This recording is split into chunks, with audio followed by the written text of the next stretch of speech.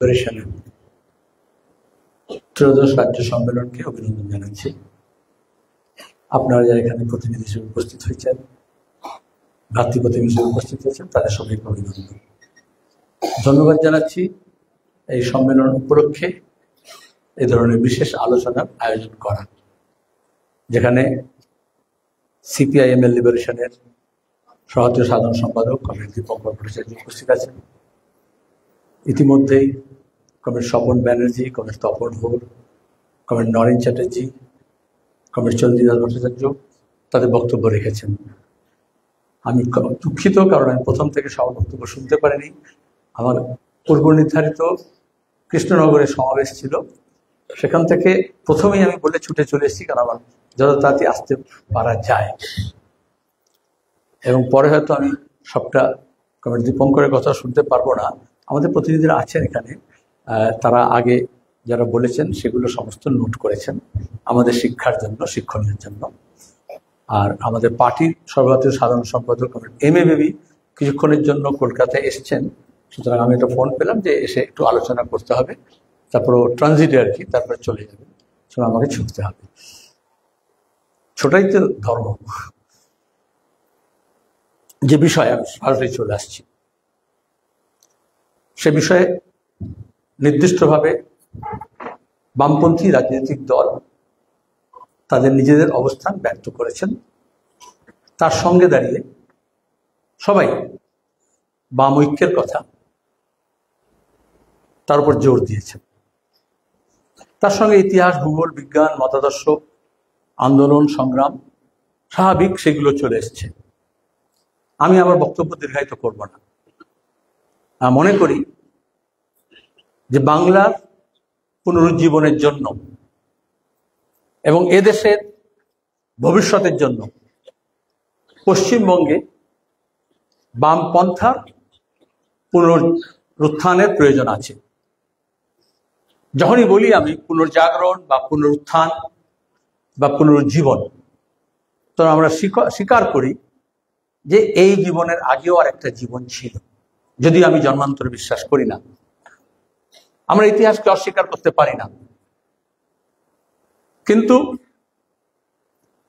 আমরা শুধুমাত্র ইতিহাসের কথা চর্বিত চর্বণ করলে ভবিষ্যৎ পানে এগোতে পারবো না।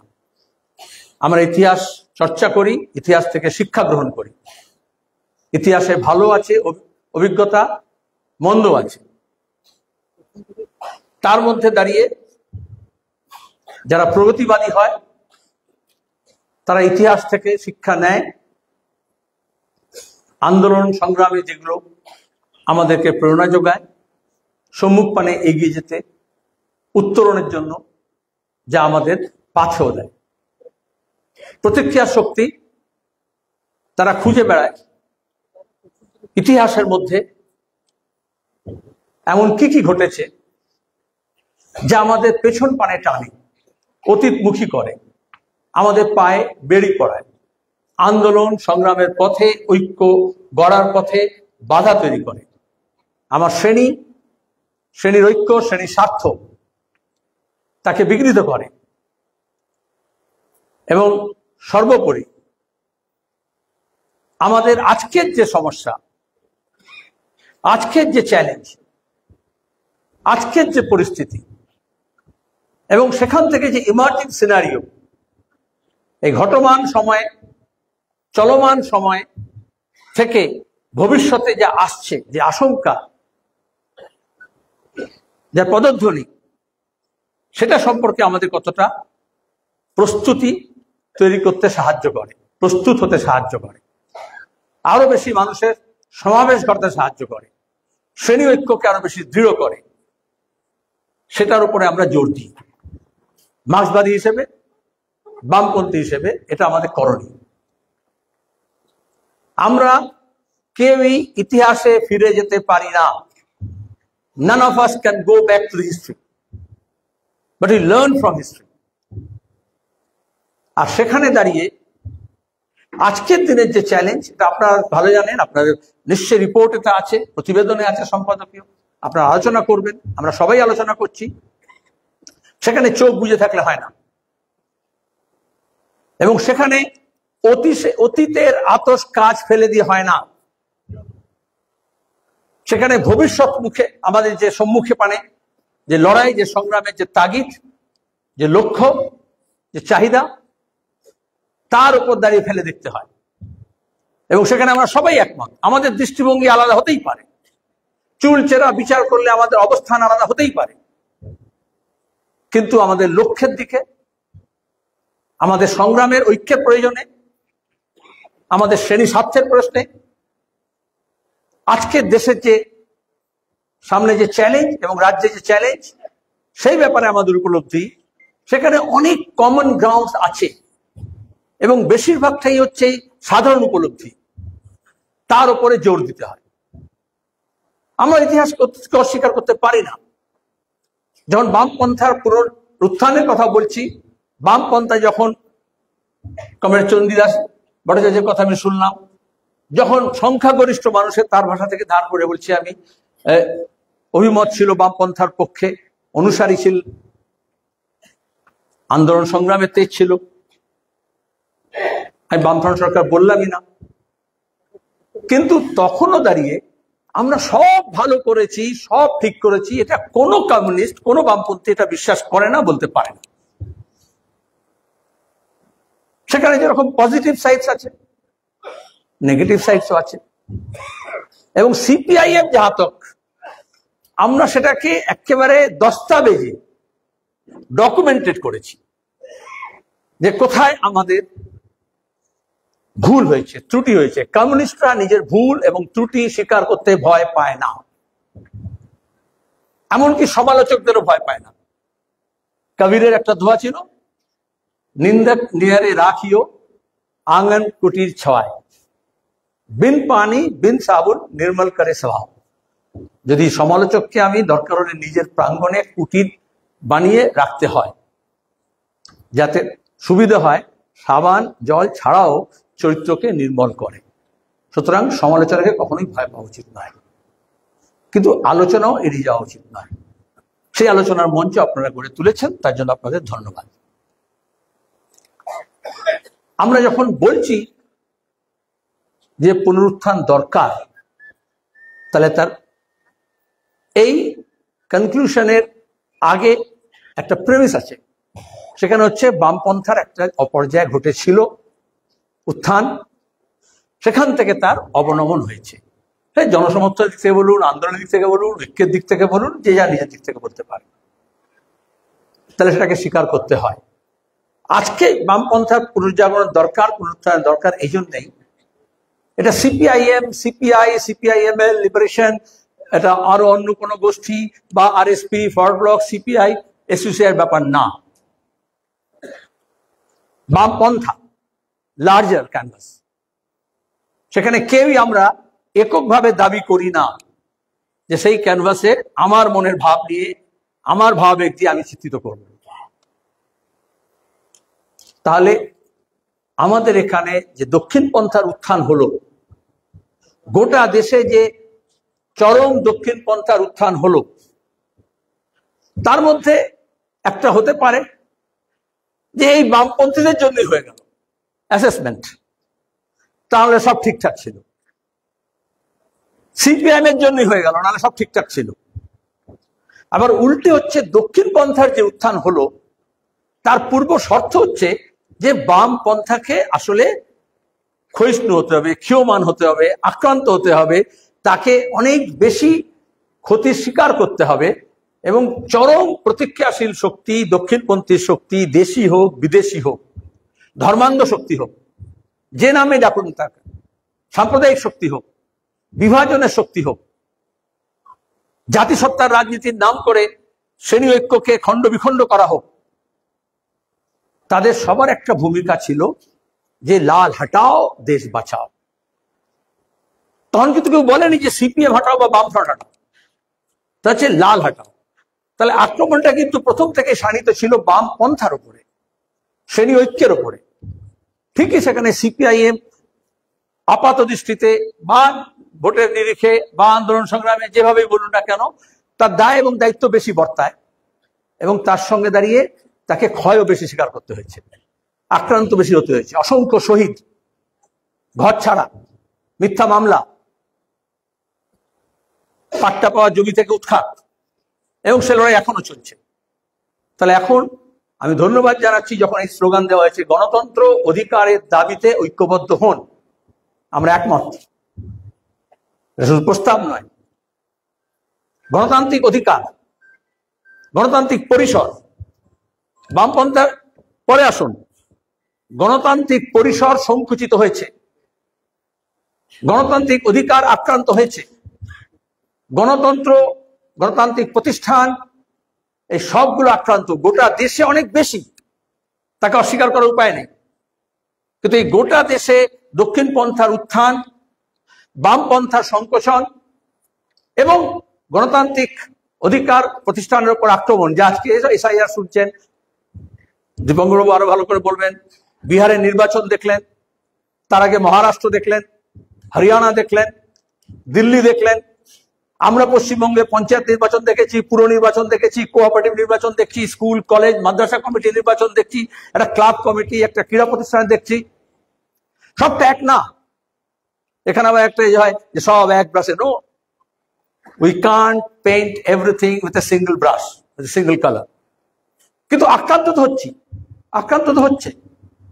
তাহলে আমি যখন বলবো গণতান্ত্রিক অধিকারের রক্ষার জন্য, তখন সে আসামেই হোক, হরিয়ানায় হোক, লাদাখেই হোক, মণিপুরেই হোক, মিজোরামেই হোক, বামপন্থী হিসেবে তার সেই আক্রান্ত মানুষের পাশে দাঁড়ানো, আক্রান্ত শ্রেণীর পাশে দাঁড়ানো, আক্রান্ত সংগঠনের পাশে দাঁড়ানো এবং তার প্রতি সংহতি, এটা আমরা মনে করি বামপন্থী হিসেবে আমাদের একটা বড় কাজ। কারণ বামপন্থা মানে হচ্ছে গণতন্ত্রের সম্প্রসারণ। প্র্যাকটিক্যালি করতে গিয়ে যে ভুল হয়নি, ত্রুটি হয়নি, ফাঁক ফোকর হয়নি, এখানে নরেন্দ্রবাবু বসে আছেন, এখানে স্বপনবাবু বসে আছেন, এখানে তপনবাবু বসে আছেন, বাম ফ্রন্টের মধ্যে আমরা আছি।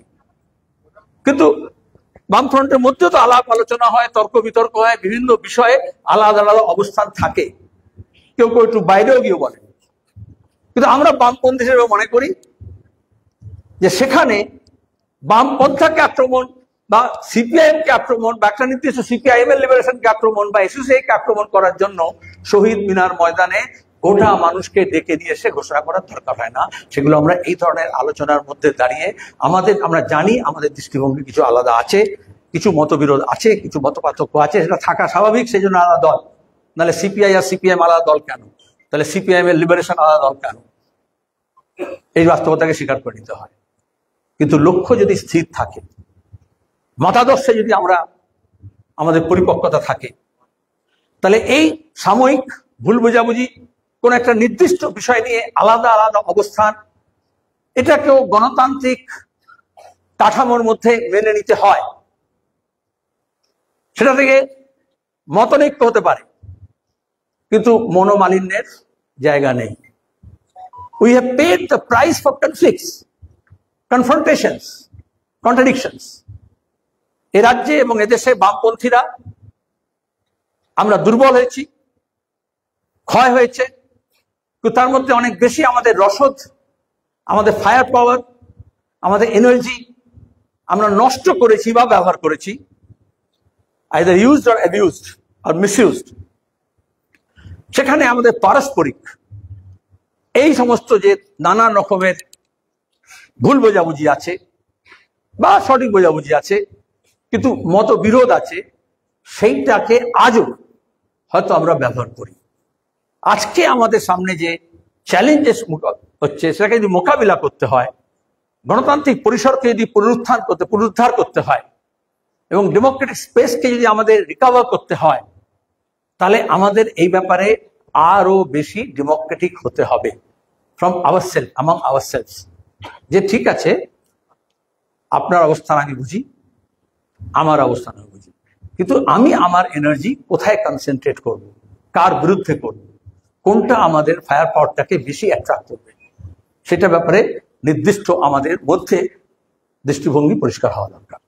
ঐক্যের একটা শর্ত, ঐক্যের জন্য সংগ্রাম আমাদের চলবে, সংগ্রামের জন্য আমাদের ঐক্য দরকার আরো বেশি।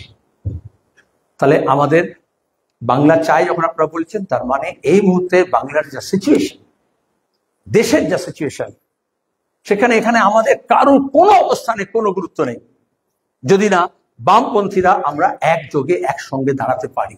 এটা একটা বড় অংশের মানুষ যারা মঞ্চে আমরা বসে আছি, শুধু আমাদের দিকে তাকিয়ে নয়, ভবিষ্যতের দিকে তারা তাকিয়ে মনে করেন শুধু এই কজন নয়, এই কটা দল নয়, বাম মনস্ক মানুষ আছেন, ব্যক্তি আছেন, গোষ্ঠী আছেন, দল আছেন, তাদের সবাইকে এই বৃহত্তর ঐক্যে সামিল হতে হবে। এবং বামপন্থী এই বৃহত্তর ঐক্য সামিল হলে আমরা বৃহত্তম ঐক্য গড়ে তুলতে পারি, যেখানে দাঁড়িয়ে আমাদের সাংবিধানিক কাঠামো, আমাদের যে যুক্তরাষ্ট্রীয় কাঠামো, আমাদের ধর্মনিরপেক্ষতার নীতি, আমাদের গণতান্ত্রিক নীতি, আমাদের সংসদীয় গণতন্ত্র, আমাদের সার্বভৌমত্ব, অর্থনৈতিক সার্বভৌমত্ব যা আজকে আক্রান্ত হচ্ছে। এই শতাব্দীর একটা কোয়ার্টার আমরা পার করে এসেছি, যে কোয়ার্টারে সাইমালটেনিয়াসলি দক্ষিণপন্থীরা তাদের উত্থানের জন্য মেটিকুলাসলি নানান ফর্মুলায়, নানান লেয়ার্সে কাজ করেছে, নানানবিধ প্রতিষ্ঠানের মধ্য দিয়ে নতুন নতুন প্রতিষ্ঠান গড়ে একদিনে হয়নি। আর একই সঙ্গে তারা সাইমালটেনিয়াসলি বামপন্থী শক্তিকে, বৈপ্লবিক শক্তিকে, বৈপ্লবিক বিচারধারাকে, মার্ক্সবাদী দৃষ্টিভঙ্গিকে তাকে আক্রমণ করেছে। আমরা দেখে খুশি হতে পারি যে একটা রাজ্যে একজনকে আক্রমণ করছে, অন্য রাজ্যে আরেকজনকে আক্রমণ করছে, কিন্তু বিভিন্ন মডিউলে কাজ করছে। গুজরাটে যেরকম এই শতাব্দীর গোড়ায় হিন্দু রাষ্ট্রের ল্যাবরেটরি তৈরি করা হলো, সাইনবোর্ড লাগিয়ে দিয়ে করেছিল, ওয়েলকাম টু হিন্দু রাষ্ট্র। তারপর আমরা বাকি সব জানি, আমি বর্ণনা করতে যাব না। সব রাজ্যে এরকম দক্ষিণপন্থী আরএসএস সংঘ পরিবারের এরকম শক্তি ছিল না, যেখানে দাঁড়িয়ে তারা সাইনবোর্ড লাগিয়ে করবে, ক্যামোফ্লেজ করেছে। কিন্তু ultimately the end of the day আমরা দেখতে পাচ্ছি আমাদের যে সেকুলার ডেমোক্রেসি সেটা আক্রান্ত হচ্ছে।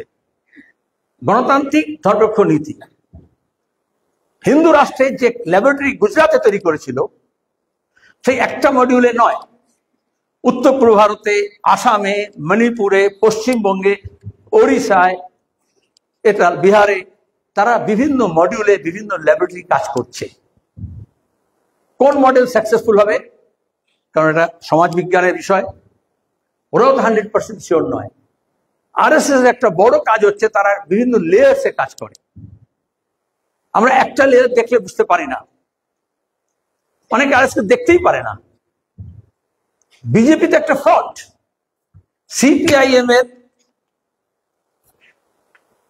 আমাদের প্রোগ্রামেটিক আন্ডারস্ট্যান্ডিং কমিউনিস্ট পার্টিতে থাকা উচিত, যেখানে বিজেপি কি এবং আরএসএস কি, আরএসএস কেন ফাসিস্ট অর্গানাইজেশন, এবং তারা রাষ্ট্র ক্ষমতায় বিজেপিতে আসলে কিভাবে আরএসএস এর অনুপ্রবেশ ঘটবে, তারা কিভাবে বিভিন্ন লেয়ার্সে কাজ করে, এই ব্যাপারে আমাদের স্পষ্ট বক্তব্য আছে। নতুন করে অনেকে যেহেতু বললেন একটু আরএসএস কি শিখতে পারছে হবে, বুঝতে হবে, নিশ্চয়ই আরো শেখার দরকার আছে, কারণ প্রতিদিন ওরা চেঞ্জ করে। গুজরাটে এই হিন্দুত্ব রাষ্ট্রের মডেলের আগে কিন্তু যখন বিজেপি তৈরি হলো 80 সালে মহারাষ্ট্রে, মুম্বাইতে, তখন কিন্তু বলল গান্ধীয়ান সোশ্যালিজম, কারণ তখন সোশ্যালিস্ট অংশকে এবং গান্ধীবাদীদেরকে, যারা পুরনো কংগ্রেস ছিল, কংগ্রেসও ছিল, মোরারজি দেশাই ছিলেন, কংগ্রেস ফর ডেমোক্রেসি ছিল, এট আল, তাদেরকে ওদের আকর্ষণ করার দরকার ছিল। এগুলো পজিশনিং। কমিউনিস্টরা কখন ওই সামনে বলছে গান্ধীবাদী সমাজতন্ত্র, সুতরাং চলো সেই দিকে চলো, ওই মুখ আর মুখোশ তখন থেকে এসেছিল, ওই মুখোটা দেখে আমরা যাই না। এক চেহারে পে হাজার চেহারে লাগা দিতে হ্যাঁ লোক, একটা চেহারা নয়, যেখানে যেমন দরকার হয় সেখানে সেরকম চেহারা লাগায়। আজকে রাজা রামমোহন রায় সম্পর্কে যা বলছে, বিদ্যাসাগর সম্পর্কে যা বলছে, রবীন্দ্রনাথ সম্পর্কে যা বলছে, আসাম থেকে মধ্যপ্রদেশ কি নতুন, এটা আরএসএস এর নিজস্ব একেবারে ঘরানা। হেডগেওয়ার গোলওয়ালকার সময় থেকে, নানাজি দেশমুখের সময় থেকে তাদের একটা নিজস্ব ধারণা আছে। আমরা যেহেতু বাংলায়, তামিলনাড়ুতে, কেরালায়, পাঞ্জাবে এই ধরনের সমাজ সংস্কারও হয়েছে, শ্রেণী ঐক্য গড়ে উঠেছে, ব্রাহ্মণ্যবাদী সোসাইটির বিরুদ্ধে একটা লড়াই হয়েছে, তার একটা ধারা আছে। আমাদের রাজ্যের নবজাগরণ, রেনেসাঁ, আমরা জানি এই রেনেসাঁ সম্পর্কেও, নবজাগরণ সম্পর্কেও আমার সব মত দীপঙ্করবাবু সব মত এক হবে না, দীপঙ্করবাবু সব মত, স্বপন ব্যানার্জি সব মত হবে না, কমিউনিস্ট পার্টির আলাদা ধারা আছে। কিন্তু যখন আক্রান্ত হচ্ছে আমার উত্তরাধিকার নবজাগরণের, তখন এটাকে একটা এই সামগ্রিকতার মধ্যে দেখতে হয়। তখন আমরা এই চুলচেরাগুলো বিচার করি না, নিজের মধ্যে করতে হয়, তত্ত্বের মধ্যে করতে হয়, নিজের রিপোর্টের মধ্যে রাখতে হয়, নিজেদের পার্টিকে নিজের কর্মীদেরকে ট্রেন করতে হয়, শেখাতে হয়। কিন্তু এটা দামামা বাজিয়ে ঘোষণা করার কথা নয়। তাহলে এই কেন আক্রান্ত হচ্ছে নবজাগরণ উত্তরাধিকার? কারণ এই নবজাগরণ উত্তরাধিকার ধরে স্বাধীনতা আন্দোলন, তার বিভিন্ন ধারা, তার সঙ্গে দাঁড়িয়ে আপনারা সবাই জানেন, আমার থেকে বেশি জানেন, তার উপর দাঁড়িয়ে সেই নবজাগরণের কন্টিনিউয়েশনে, এই সমাজ সংস্কারের কন্টিনিউয়েশনে, স্বাধীনতা আন্দোলনের কন্টিনিউয়েশনে শ্রমিক, কৃষক, সাংস্কৃতিক নানান ফ্রন্টে, আমি রিপিট করছি না, এই আন্দোলন, সেখানে একটা বামপন্থা, একটা অবধারণা, সেটা বাস্তবায়ন, অসংখ্য শহীদ, অসংখ্য নেতা, আজকে ইলা মিত্রের নাম আপনারা এখানে মঞ্চে তাকে স্মরণ করেছেন, তার নামকরণ করে দিয়ে, এরকম অসংখ্য অবদান আছে। এগুলো হচ্ছে আমাদের উত্তরাধিকার, এগুলো হচ্ছে কমন হেরিটেজ, সেটাকে রক্ষা করতে হয়। কিন্তু তারপরে দাঁড়িয়ে যখন আক্রান্ত হচ্ছে, তখন আক্রমণের সময় যেরকম জাত পাত ধর্মবর্ণের যখন আক্রমণ করে, এক একটা করে আলাদা করে দ্বীপে পাঠিয়ে দেয়, সেরকম যখন বামপন্থাকে আক্রমণ করেছে, তখন বামপন্থীদেরকেও আলাদা আলাদা দ্বীপে পাঠিয়ে দিয়েছে। যখন আমরা বামফ্রন্টের ঐক্যের কথা বলছি, যখন বামপন্থীদের ঐক্যের কথা বলছি, বামফ্রন্টের বাইরে যে বামপন্থী দল, ব্যক্তি গোষ্ঠী আছে, আসলে আমরা সাঁকো নির্মাণ করতে চাইছি। এক্ষুনি হয়তো নিবেদিতা সেতু হবে না, হুগলি ব্রিজ হবে না, কিন্তু এই সাঁকো আমাদের দরকার, এই আলাপ আলোচনা আমাদের দরকার, এই ডায়ালগ আমাদের দরকার। এবং সেখানে দাঁড়িয়ে কোথায় আমরা মিলতে পারি, কোথায় আমরা একযোগে হাঁটতে পারি, কোথায় আমরা কাঁধে কাঁধ মিলিয়ে হাতে হাত লাগিয়ে আমরা করতে পারি। আবার দেখা যাবে বিভিন্ন সময় এরকম ভাব তৈরি হবে, যেখানে দাঁড়িয়ে আমাকে এবং আপনাকে, আপনাকে এবং তার পাশেরটাকে বিচ্ছিন্ন করার চেষ্টা হবে। আমরা যদি ঐক্যমত্য হই যে আমরা বামপন্থার পুনরুত্থানের জন্য বামপন্থীদের ঐক্য আবশ্যিক শর্ত, তাহলে আমাদের এই সিদ্ধান্ত উপনীত হতে হবে যে আমরা বামপন্থীদের ঐক্যের জন্য কাজ করব, এবং বামপন্থী ঐক্যের মধ্যে ফাটলদারি না হয় তার জন্য আমরা সজাগ এবং সতর্ক থাকবো। এবং এটা ঠিক, ঐক্য বললেই তো শুধু ঐক্য হয় না। তাহলে আমাদের পার্টির আন্ডারস্ট্যান্ডিং হচ্ছে, তার জন্য আমাদের দু রকমের, কমিউনিস্টদেরকে দু রকমের স্ট্র্যাটেজিক পজিশন নিতে হয়। একটা হচ্ছে পার্লামেন্টারি কোয়ালিশন, কারণ অনেকে বললেন ভোট টোট ইত্যাদি ইত্যাদি। এই যে ইন্ডিয়া ব্লক হচ্ছে, এই যে এসআইআর বিরুদ্ধে সব বিরোধীরা একসঙ্গে বিরোধিতা করছে, এটা একটা ইমিনেন্ট ফাসিস্ট অ্যাটাকের মুখে দাঁড়িয়ে আরো বেশি করে যখন গণতন্ত্রের উপর আক্রমণ হয়, সংবিধানের উপর আক্রমণ হয়, পিপুলসের রাইটের উপর আক্রমণ হয়, যখন সর্বজনীন ভোটাধিকার কেড়ে নেওয়ার হচ্ছে, যখন তার জন্য জেহাদি, রোহিঙ্গিয়া, মতুয়া, বাংলাদেশি, উইপোকা এই করে যখন ভাগ করার চেষ্টা করছে, তখন এই ধরনের লার্জেস্ট পসিবল পার্লামেন্টারি কোয়ালিশন তৈরি করতে হয়, ইনসাইড পার্লামেন্ট, আউটসাইড পার্লামেন্ট। এই ব্যাপারে সিপিআইএম তার জন্মলগ্ন থেকে কথা বলে এসছে। অনেক গালও খেয়েছি আমরা তার জন্য, কিন্তু হয় এটা হচ্ছে বোধ আমাদের, সবাইকে সেই বোধে উত্তীর্ণ হতে হবে এমন কোনো কথা নেই। কিন্তু সেটাই সব নয়। এই পার্লামেন্টারি কোয়ালিশনের পাশাপাশি কমিউনিস্টদেরকে স্ট্র্যাটেজিক কোয়ালিশন তৈরি করতে হয়, যেখানে দাঁড়িয়ে আমার শ্রেণী স্বার্থ, আমার শ্রেণীর ইস্যুগুলো, আমার কৃষক, কৃষকের সমস্যা, কৃষি সংকট, আমার শ্রমিক, আমার মজুরি, আমার বেকারি, আমার যে লুট হচ্ছে প্রাকৃতিক সম্পদের, যেভাবে অ্যাটাক হচ্ছে এবং যেভাবে আদানি আম্বানির কাছে সব কিছু যাচ্ছে, যে ক্রনি ক্যাপিটাল যেভাবে তৈরি হচ্ছে, ইন্টারন্যাশনাল ফাইন্যান্স ক্যাপিটালের সঙ্গে যেভাবে গাঁটছড়া বেঁধে এই লুটতন্ত্রকে আরো বেশি জোরদার করা হচ্ছে, আর সেটাকে গা সওয়া করার জন্য যেরকম একটা করাপশনের নেটওয়ার্ক তৈরি করেছে। আমি বলিনি, দৈপায়ন ভট্টাচার্যের একটা লেখা আছে ইপিডব্লিউডিতে গত বছর, আগের বছরের সেপ্টেম্বরে, সেখানে দাঁড়িয়ে কিভাবে ফ্র্যাঞ্চাইজি পলিটিক্স এখানে তৈরি করা হয়েছে, একটা বড় ব্র্যান্ড তৈরি করা হয়, কেউ কেউ আমরা সেই ব্র্যান্ড তৈরি করতে সাহায্য করি, সেটা মোদির ব্র্যান্ড হতে পারে, সেটা মমতার ব্র্যান্ড হতে পারে, সেটা হেমন্ত বিশ্ব শর্মা ব্র্যান্ড হতে পারে। তারপরে তার ফ্র্যাঞ্চাইজি যেরকম হয় মিয়ামরে, যেরকম ফ্র্যাঞ্চাইজি হয় অ্যাপলের, সেরকম পাড়ায় পাড়ায় ফ্র্যাঞ্চাইজি তৈরি করা হয়, এবং তারপরে সেই বালি লুট করুক, সে কয়লা লুট করুক, সে গরু পাচার করুক, সে চাকরি লুট করুক, সে গুন্ডামি করুক, সে সিন্ডিকেট রাজ করুক, এরকম একটা লুটতন্ত্র তৈরি হয়।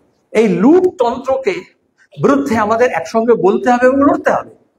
কেউ কেউ মনে করেন যে গোটা দেশের লুটটাকে আটকাতে গেলে এই ছোট লুটগুলোকে বরদাস্ত করে নিতে হবে। আমরা মনে করি না, আমি যদি লুটেরার বিরুদ্ধে হই তাহলে বড় লুটের বিরুদ্ধে হতে হবে, ছোট লুটের বিরুদ্ধে হবে। ইন প্রিন্সিপাল আমাকে স্ট্যান্ড নিতে হবে। অবশ্যই আমার ফায়ার পাওয়ার কোথায় কনসেন্ট্রেট করতে হবে সে ব্যাপারে কমিউনিস্টদের পরিষ্কার আন্ডারস্ট্যান্ডিং থাকা উচিত।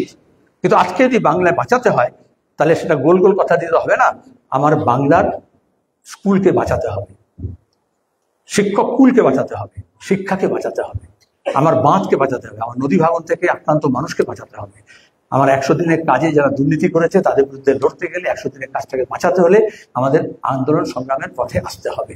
এবং সেই কাজে আমরা দুহাত বাড়ায় দাঁড়িয়ে আছি। শুধু বুক চিতিয়ে লড়াই করবে কথা বলছি না, বুক ফুলিয়ে কথা বলবো সেটা বলছি না। আমরা বুকে আগলে নেব যারা এই শ্রেণী দৃষ্টিভঙ্গি নিয়ে এই লড়াইয়ে সামিল হবেন। এবং আমরা মনে করি বামপন্থীরা ঐক্যবদ্ধ হলে আমরা এই বাংলার পুনর্জাগরণ করা সম্ভব হবে। এবং আমার টাইম ওভার হয়ে গেছে নাকি? Time is over. ওখান থেকে আছে, আমি শেষ করছিলাম।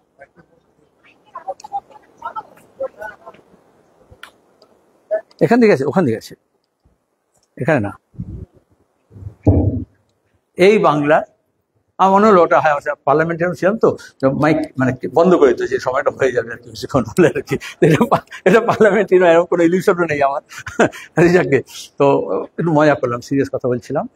তাহলে বাংলা বামপন্থার পুনর্জাগরণ চায় কি না সেটা আরো বেশি মানুষকে সমবেত করে আরো মানুষের কাছে গিয়ে আমরা বুঝতে পারব। কিন্তু আমরা এটুকু জানি, যদি বাংলার পুনর্জাগরণ করতে হয় এবং দেশের এই শত্রুকে, দেশি বিদেশি শত্রুকে যদি আটকাতে হয়, তাহলে বাংলার পুনরুজ্জীবন ছাড়া সম্ভব নয়। এবং বাংলার পুনরুজ্জীবন বামপন্থার পুনরুত্থান ব্যতিরেকে সম্ভব নয়। আসুন আমরা একযোগে কাজ করি। ধন্যবাদ। লাল সাহেব।